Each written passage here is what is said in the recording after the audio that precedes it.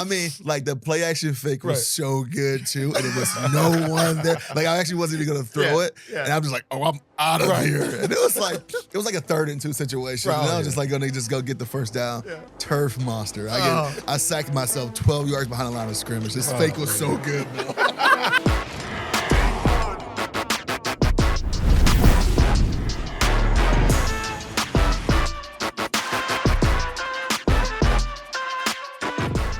Let's do it. Welcome to the debut episode of The Script, a podcast on the Ohio State Buckeyes. His nickname is Beanie Wells. His real name is Cardale Jones. I'm Dave Holmes. Quick introduction. You know Cardale as a national champ. You know Beanie as a 2-time MVP. I'm the sports director here at ABC 6 Fox 28 in Columbus. Used to host the Urban Meyer Show and then the Ryan Day Show after that. So this is debut episode, guys, and I don't want to overhype this. I don't want to freak you out, but Cardale, this is not like opening the season against Youngstown State at home.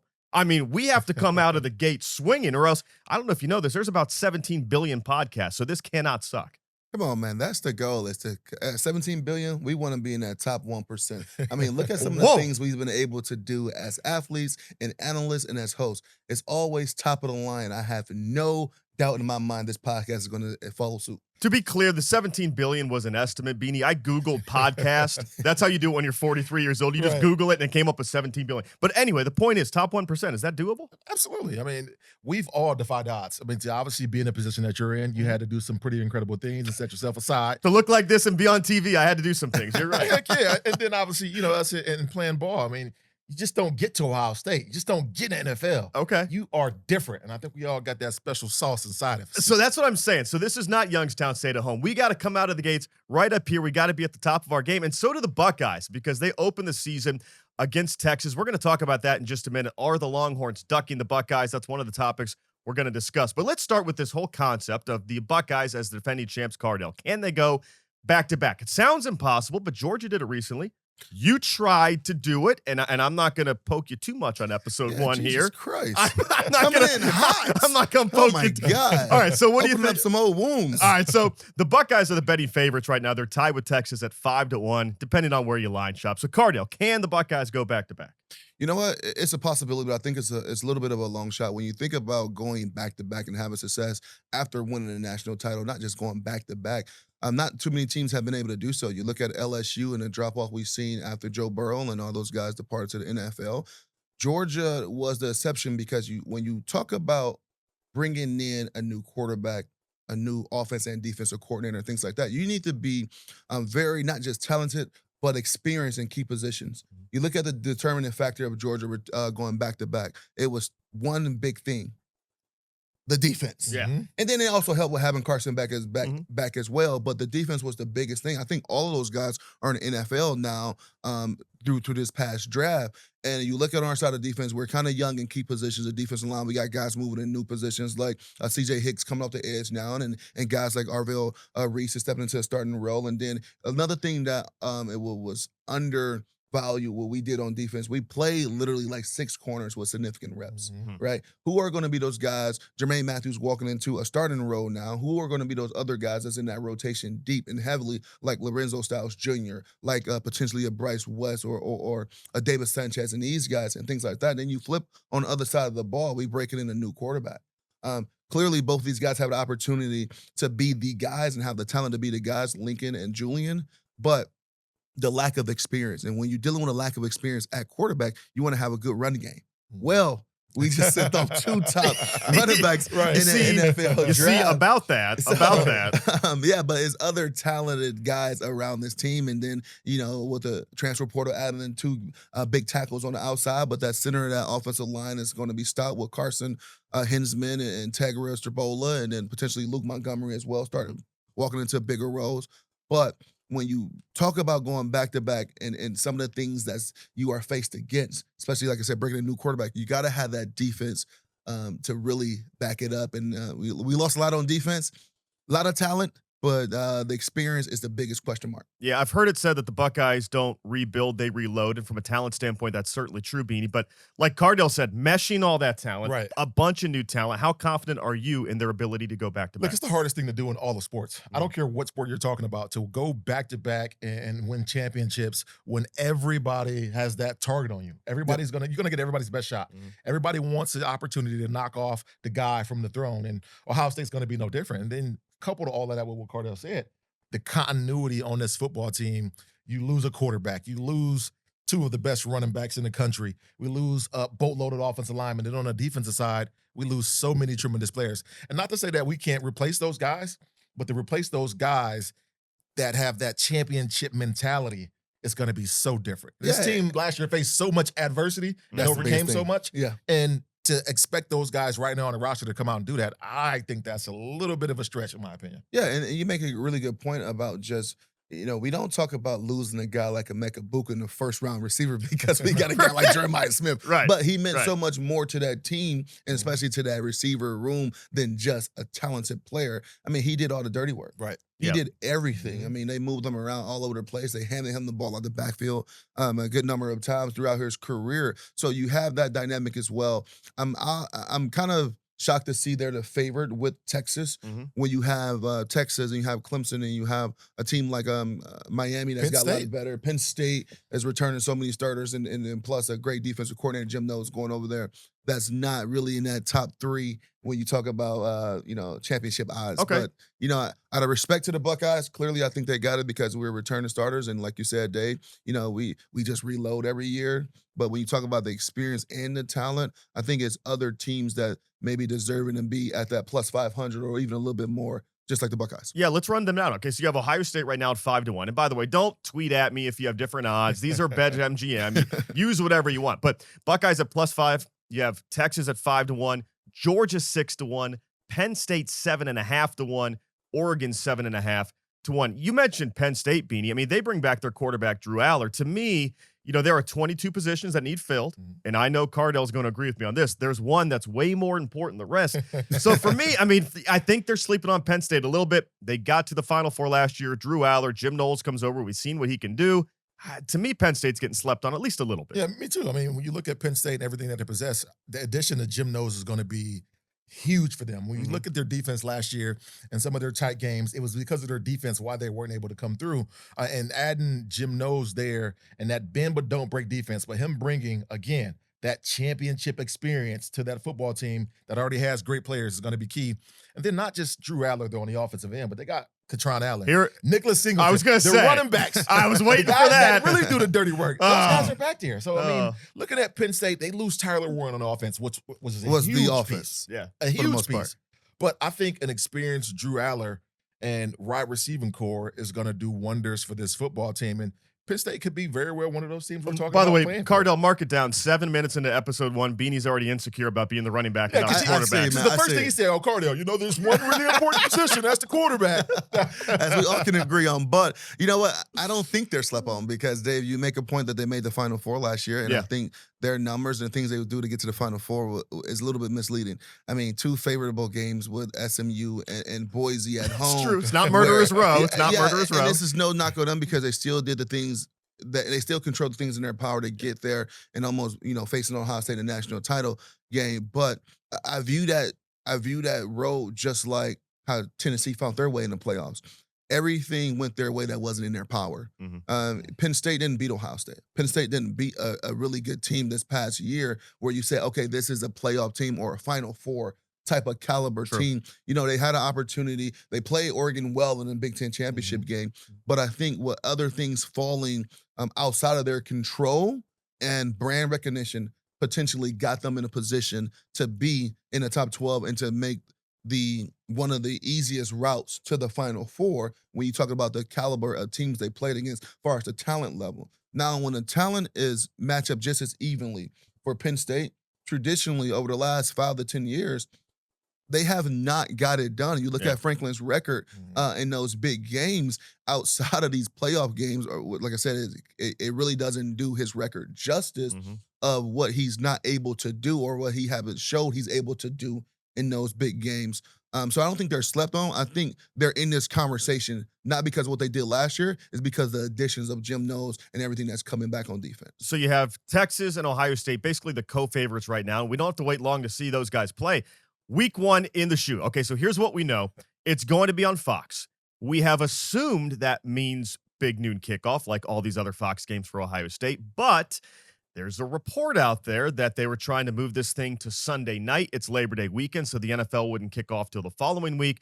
And the report is that Texas is ducking the Buckeyes, and they're saying, nope, we said Saturday, it's going to stay Saturday, and it's going to be noon. So, Beanie, do you think Texas is ducking the Buckeyes, and do you think they should? Yes, they're ducking the smoke. No question. Why in the world would you not want a primetime game of this magnitude? Well, I'll tell you why. Because if Texas necessarily believes they aren't as good as everybody expect them to be, and they could go out and get routed by Ohio State on a national stage and everybody's watching, how's that going to look in the eyes of the committee down the stretch? How is that going to look for the Texas brand? That's where I'm going with it, because that's what it looks like. Now, that could or could not be the case, but nonetheless, you deny that opportunity for yourself and for your team. You look like chickens. No. It's just a bunch of Southern fellas trying to honor the Sabbath. They don't want to play on a Sunday, Cardale. That's all. What do you think? Do you think they're ducking the Buckeyes? You know, I don't think they're ducking the Buckeyes. They're being more cautious of the student athletes being ready to go to class Monday morning. Oh my gosh, please. You know, so man, we've come a long way. We came a long way. No, guys, the student athletes have class Monday morning. It's a late flight getting back. Come on, guys, 8 a.m. class. No, you know what? I think they are. I wouldn't say ducking the Buckeyes because I think Texas is going to be a really good team this year. Yeah. But I think they're missing out on a major opportunity to play at its highest level of college football on this primetime opening night rematch of the Cotton Bowl. Yeah. I mean, to me, it makes sense that you'd rather play it at noon. I understand the dollars there with the Fox deal. I think the fans would rather this game be in primetime almost universally, but I get it. So we're going to debut a new segment here on episode 1. It's called The Anonymous Text. And here's what I want you guys to do. Beanie, Cardale, get your phones out now. I'm going to ask you, all right, on this topic. I know you guys get texts all the time. Lord knows you don't respond to mine. So you responded to someone's text. So get in that phone and tell me, is there someone? I want a former teammate, an insider. We're not going to give their name. That's why it's the anonymous text. We're not snitches. But give me something that someone has said about this whole Big Noon Texas thing. Beanie, who do you have? Is this a former coach, teammate? This is a former player, okay. A former teammate. Former teammate. Okay, so that narrows it down to a few hundred, but we're not going to out him. He was in my running back room. I want his name out there, so I put it even closer, in my RB room. Okay, Beanie's getting less anonymous. Right, exactly. Just text me and said, man, Texas is blowing it right now from a national brand perspective. They're just now getting back into the spotlight, and they're denying an opportunity to play on the brightest stage. They're scared. Okay. Cardale, who do you have over there? Who is this? This is coming from inside the Woody. The call is coming from inside. This is like the movie Scream. I had a few good text messages because as soon as I saw the report, I was texting guys like, oh, what you guys think about this? I'm like throwing fuel on the fire here. So someone said, why share opening night of college football with anyone? We are the top 2 biggest brands in college sports, arguably top 10 in all of sports. Why give the people what they want? Primetime rematch of last year's Cotton Bowl and potentially a sneak peek of this year's national championship game. They dropped the ball on this one. So I'm kind of bummed out because I didn't have a chance as opportunity to text him back and say, who is they? Is he talking about the stations or are he talking about Texas? Yeah. So I'm going to leave it up to the viewers to decide who is they, and should have been vetoed by, Fox or ESPN or whoever to say, you know what? No, we want this primetime game. And we're not sharing the spotlight with no one else. Yeah, I mean, I'm good with Michigan being at noon. That's a tradition thing. And I'm actually okay with Big Noon probably more than most people. I think it's kind of cool to have your own slot. You get the day going. I think sometimes coaches like it. I know Urban used to love the noon because he said he'd just sit around and tap his foot all morning waiting for kick. He hated the primetime games. As players, though, Beanie, you'd rather play this thing at 8 o'clock at night? Well, from a body standpoint, I almost always rather get up and just go out and play a football game because like Urban was mentioning there, you're waiting around all day. But I'm not a player anymore. I'm a viewer. So I'm a fan. So I want to see this thing in prime time. I love those primetime games. I love going to them. I love being there, the fanfare, the whole build up the entire day. It's nothing short of amazing. But if I'm playing on that football team, I want to get it over with, nonetheless. Yeah, same. As a player, I thought the 3:30 slots was perfect, right? You're not getting up too early, not getting up too late. You don't have a million walkthroughs, a million meetings. You kind of sleeping in just a little bit, but you're getting right to it. right when the body is used to being in practice and things like that. But I think as a fan, me too, I like the 3:30 slots because you're not getting up too early or too late to tailgate. You may have some adult-sized beverages before you walk into that stadium. Yes. And then you The also fans, not the players, to of be course, clear. the fans. That's a fan. That's a fan. Yeah. But you also still have an opportunity to engage maybe in a dinner or something like that after the game, and that it's not too late. So I love the 3:30 slots, but a game like this, it should be prime time. Yeah, well, we've have a lot of changes in college football this year. The players are changing, NIL's changing, the rules are changing. Coming up next here on The Script, the podcast on the Ohio State Buckeyes, we're going to talk about the new seeding rules in the college football 12-team playoff. Stay with us.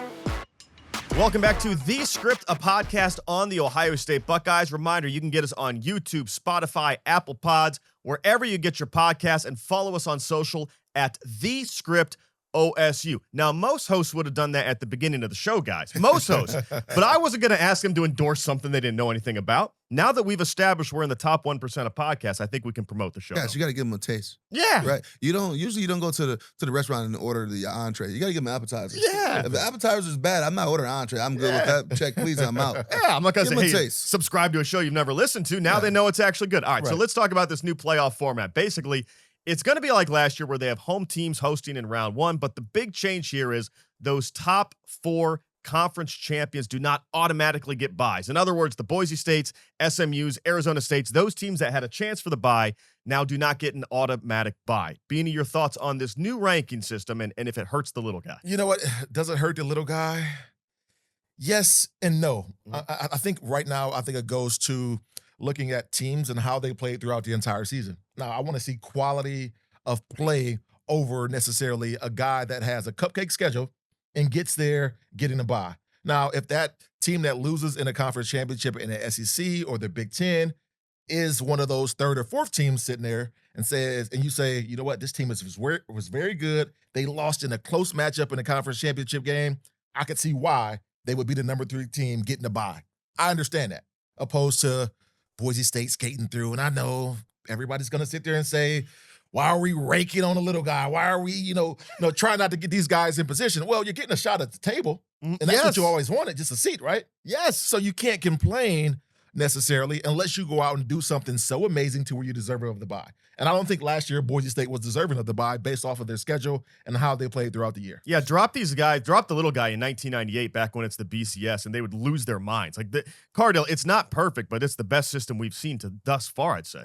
You know what? The only change I would have made to the system outside of this change that they just did with not just guarantee these buys from this, like you said, from a subpar schedule, is that I would love to see the top 4 teams have an opportunity to host a home game and the bye. Treat it just like the NFL. But I get it. It's so much money for these teams to go to these bowl games, these bowl sites, because don't get me wrong, I loved going out to the Rose Bowl to see Oregon and Ohio State, but Oregon got the short end of the stick on that draw there, being off for so long and not having a home field advantage. Well, they did everything they had to do all year to earn that position. Now, you should sweeten that pot a little bit more, because really incentivize being a top 4 team.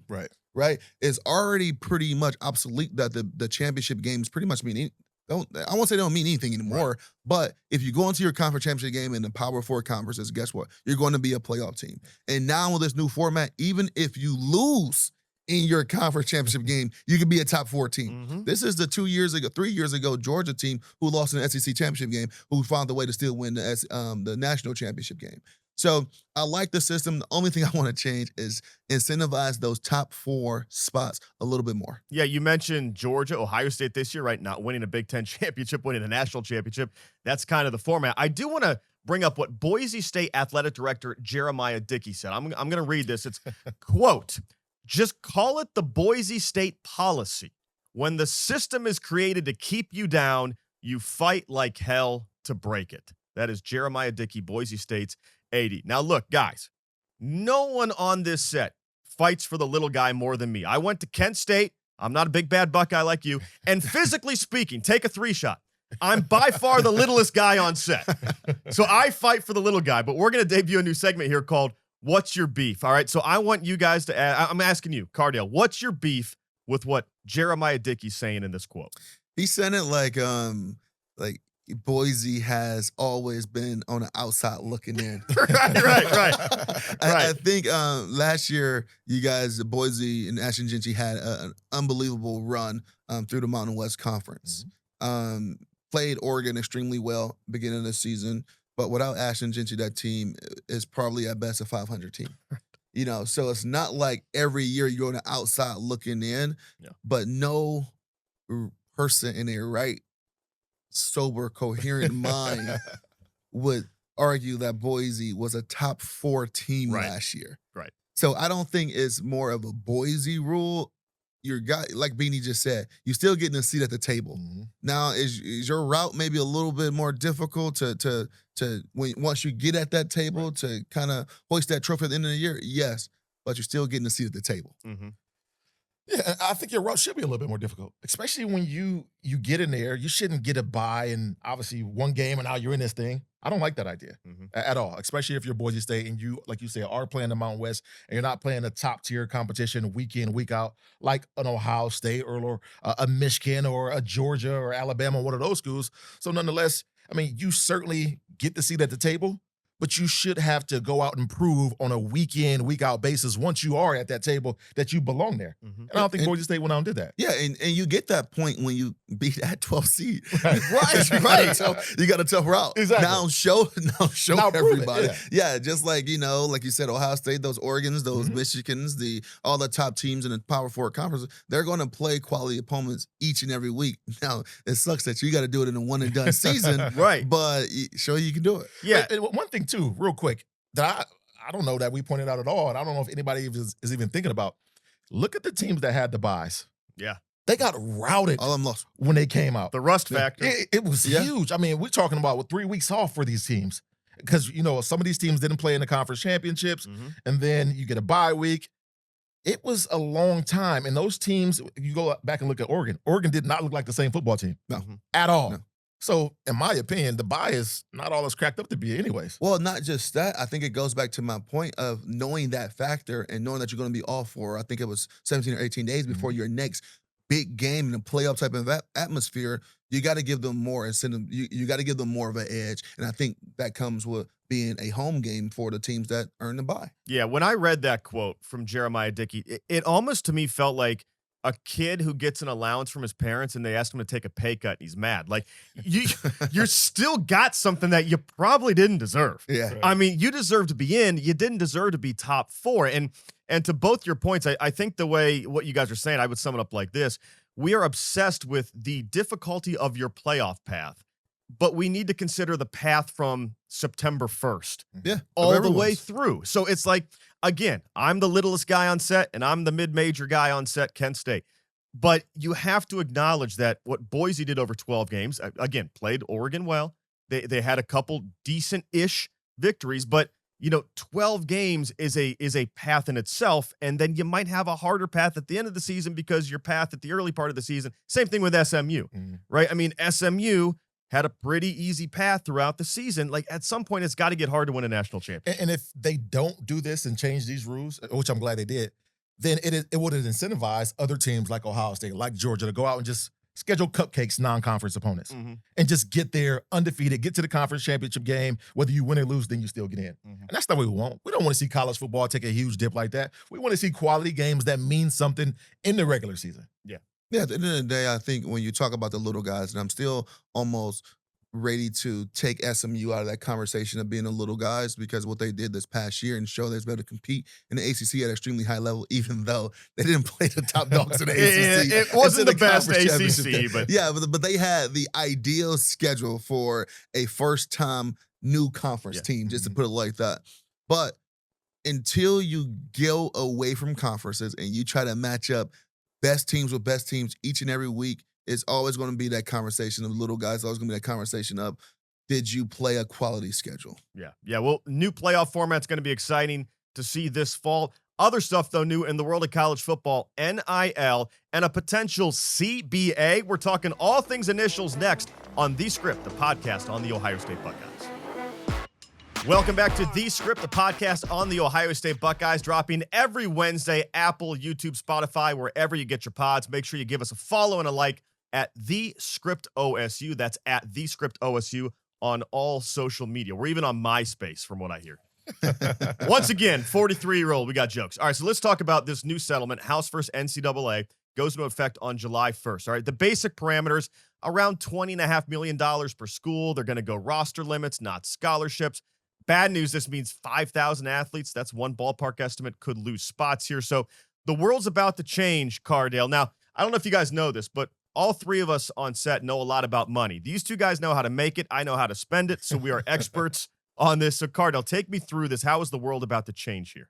I mean, drastically, when you talk about the NCAA, you talk about NIL and how is it impacting the future of college football. A CBA is potentially right on the horizon, but now you're dealing with a salary cap. Now you've been able to really manage it, and you see some of these new positions over the last 2 years come up with these college football teams and basketball, usually the revenue-generating sports, of general managers, of taking over the roles like general manager in the professional sports, of managing not just the roster and recruiting, but the funds of NIL and this large lump sum of money that's going to go and be dedicated to the athletic departments. Now, what we don't know is how much of that $20.5 million, roughly $20 to $23 million each school is going to get, is going to go to what programs. I can guarantee you the football programs or the revenue-generated sports programs of these universities all around the country is going to be, fighting for a big chunk of that.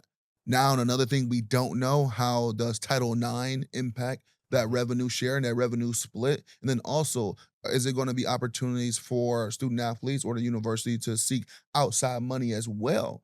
Because if you're saying $20 million is going to the athletic department for the athletes, well, you hear rumors all around the country that Ohio State football roster alone was $23 million.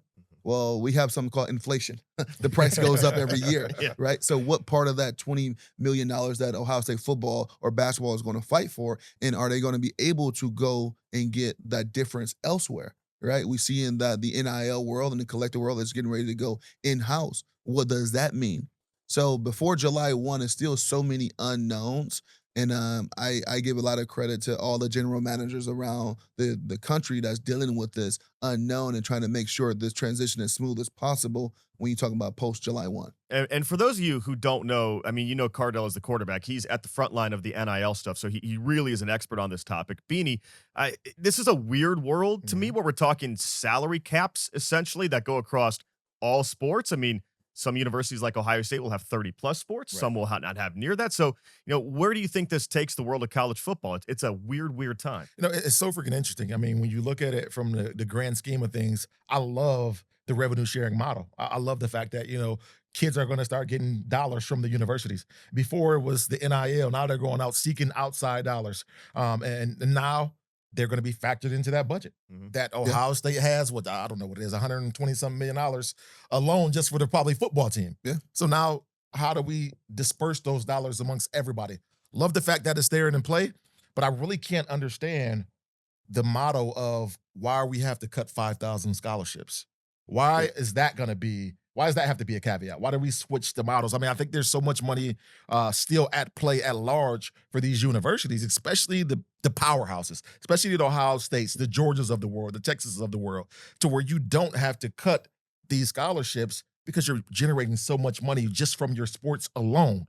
Well, so I don't understand that necessarily. Well, around the country, it's not many multiple sports on each campus that's generating money for these universities. Like Ohio State football, I would argue, probably pays the bills for everything athletically, and that's why we can probably have 37, 38, or whatever, how many sports we have here. But I think with this new revenue share of this, House versus NCAA, with $20 million is coming from somewhere. Is that $20 million was originally going directly to the school to fund all these other sports, or to make up some of that difference, and now that $20 million is officially gone because it's going directly to the players? Well, they probably can't afford to sustain all the other sports. So I think that's where the number of 5,000 is coming from, because that the NCAA, the university, is like they don't have that $20 million fund that they have now, or that's going directly to the players. So the question I do have, like you said, where's the $20 million coming from, and who's all getting the $20 million? Like what universities? Because we can't sit here. Depends on TV deals. So Okay, got the you. $20 million is coming for the Big Ten. I think Ohio State in the Big Ten is roughly 22 to 23 million from the TV deal. And each conference, I think that's on average of 20 million. Oh, it's average of 20 million. It's the So TV deals, and then it's Got you. divvied up to all the schools equally. So a team like Rutgers in the Big Ten is benefiting a lot from this Right. because, the teams that's driving those TV deals, Ohio State, Michigan, Penn State, now in the West Coast teams, Oregon, USC, UCLA, they're really driving those big market dollars. So what do we do with one of those, like those what used to be Pac-12 teams out there? Washington State. How is their model going to be structured moving forward in terms of this revenue sharing deal? Because what power conference are they?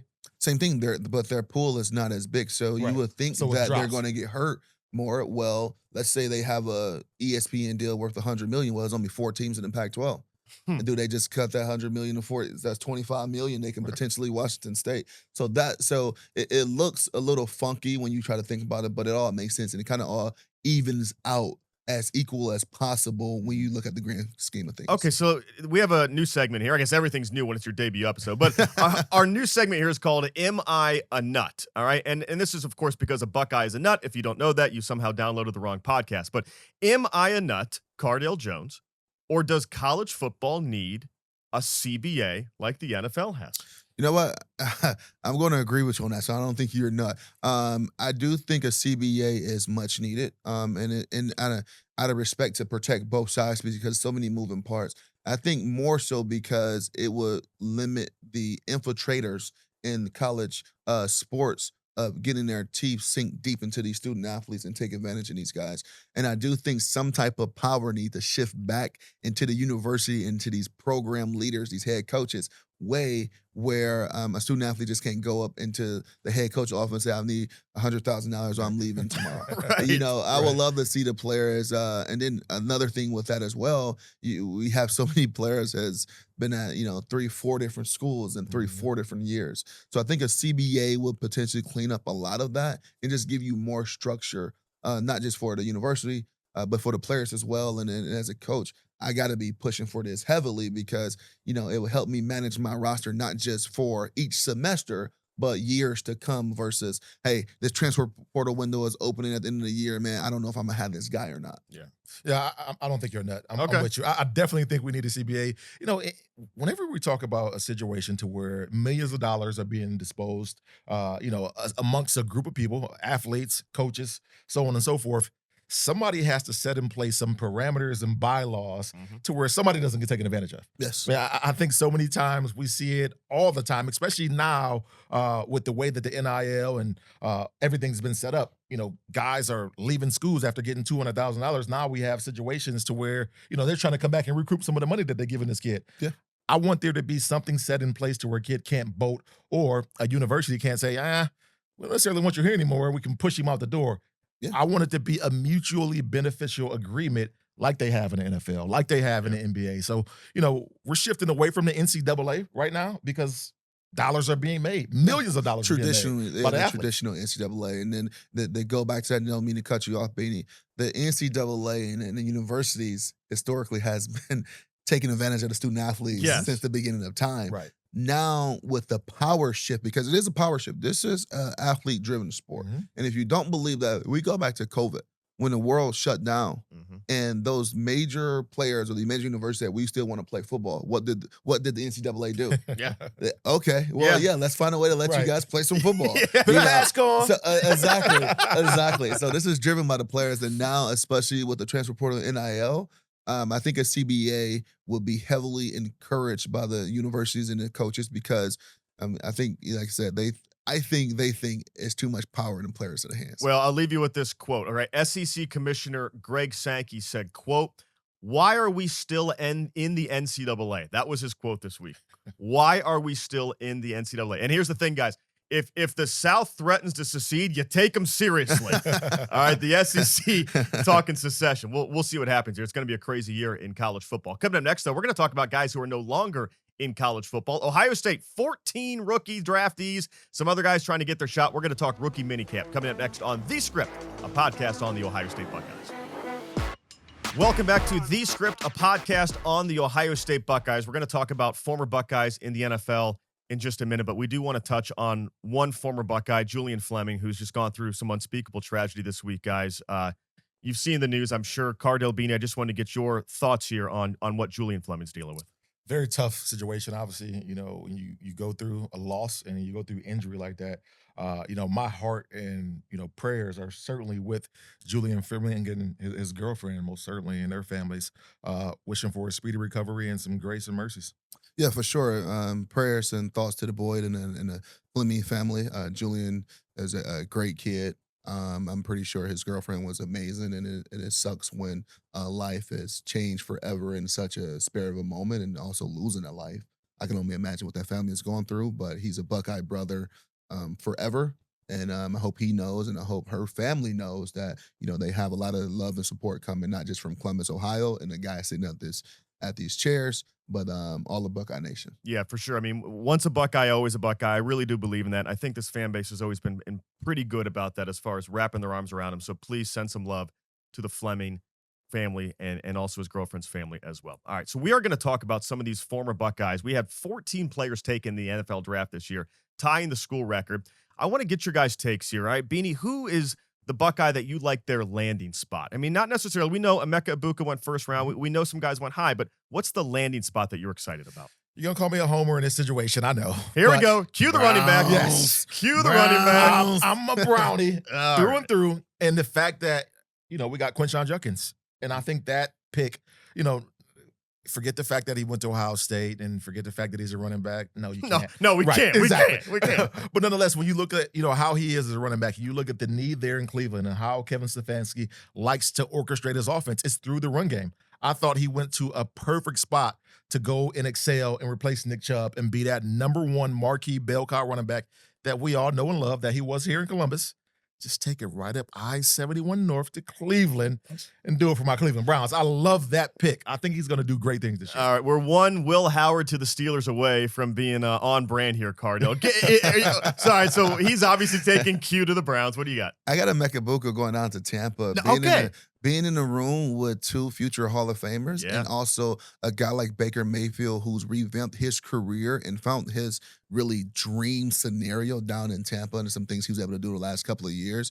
Emeka's going to a situation where he's not going to be forced to be the guy, just like when he walked into Ohio State, learned behind two great receivers, Chris Olave, Garrett Wilson, and when he had the opportunity to be the guy, we saw what he was able to do to ultimately get him the opportunity to be drafted in the first round. Mike Evans, Godwin, they kind of on the back end of their careers, but still playing at an extremely high level and a productive level.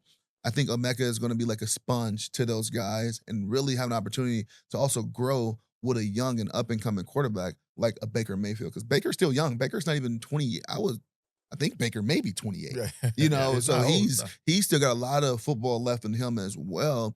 And to have a young guy like Emeka to build a real type of dynamic relationship with over the next couple of years as Mike and Godwin kind of, sail off into the sunset here soon, I think it'd be pretty special. Yeah, at first when the Buccaneers took Emeka Egbuka, I thought, wait, this makes no sense. But the way you put it, Mike Evans, who keeps having 1,000-yard seasons, he did it again last year, on the tail end. No doubt he's on the wrong side of 30.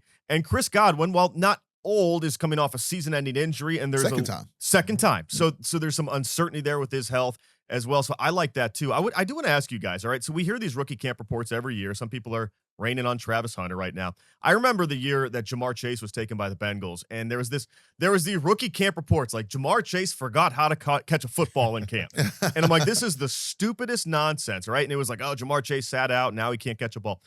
How much stock do you put when you hear rookie camp? I mean, how much can we really tell by these guys playing football in T-shirt and shorts? You really can't tell a whole lot. Okay. I think rookie camp is an opportunity for these guys to come and get acclimated into a new situation and a new environment, playing with pros.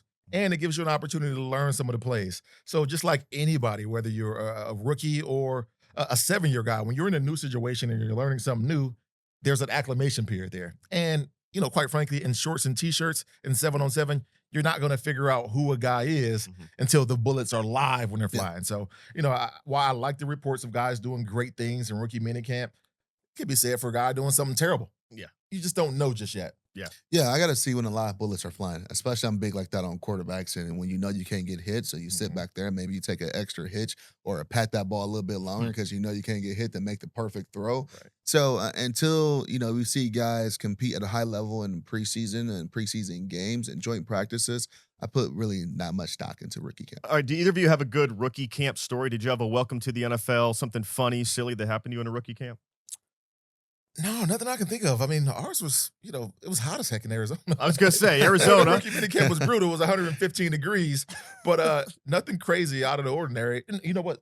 Something did crazy happen. It was 115 degrees, and at the end of, I think, my second practice, my body locked up. So I had to go to the hospital and get IVs because I was cramping all over because it was so hot.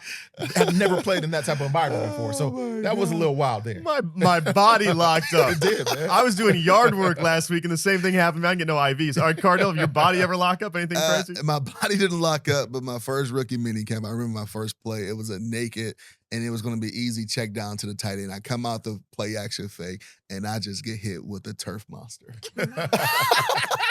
I just get hit with her. I mean, like the play action fake was so good too, and it was no one there. Like I actually wasn't even gonna throw it, and I'm just like, oh, I'm out of here. And it was like a 3rd and 2 situation. And I was just like gonna just go get the first down. Turf monster. I sacked myself 12 yards behind the line of scrimmage. This fake was so good, though. Every linebacker. I would never forget that. Actually, my first play. Very first play. Yeah, I gotta be embarrassed. Man, like, NFL is hard. I'm about to look good. Exactly. Man, turf monster. Let me get one other thought here. The other story I think is really cool is Will Howard and Jack Sawyer reunite as members of the Pittsburgh Steelers. Your guys' thoughts? I mean, right now the Steelers looks like, their quarterback situation, they're just waiting on Aaron Rodgers to lean one way or the other. I mean, I don't know what they're going to do. So, Cardale, do you think Will Howard could actually make some noise early on? Potentially. I think what helps with a young quarterback, a rookie quarterback going into these situations, or an inexperienced quarterback going into these situations, is having a decent run game. Right, they can run the ball up front. I know Harris is out in LA now, but also having a really good defense, and I think they got that. And those are gonna be two of the formulas you need in that conference, in that division anyway. If you're a rookie quarterback or you're Aaron Rodgers, 20-year vet. But I can't think of two more Steeler-ish guys on that Buckeyes team from last year other than Will Howard and Jack Sawyer. Yeah, so all great three landing spot for those guys. All three guys here, Beanie, Cardale, myself, all grew up in Northeast Ohio. So we all grew up kind of in the shadow of the Browns. And Beanie, I was shaking my head. One of the Steelers got Sawyer and Howard. Good on them, though. I think it's a good landing spot. No question about it. I mean, when you look at the fact that, they're both, Jack Sawyer specifically a Midwest guy, and Will Howard is that Midwest guy. He's a Midwest guy too. PA. But those guys both playing here and understanding, what it means to play in cold weather, what it means to be hard nosed, what it means to be blue collar, and then go into that town. It's going to be amazing. I mean, Jack Sawyer, I think, is going to do great things there on the opposite edge of a pretty famous Watt over there. All right, so I was going to say, we talked a lot about mentoring in this episode, and if they sign Aaron Rodgers, say what you want. I know he's polarizing, but getting to watch Aaron Rodgers play quarterback and TJ Watt play end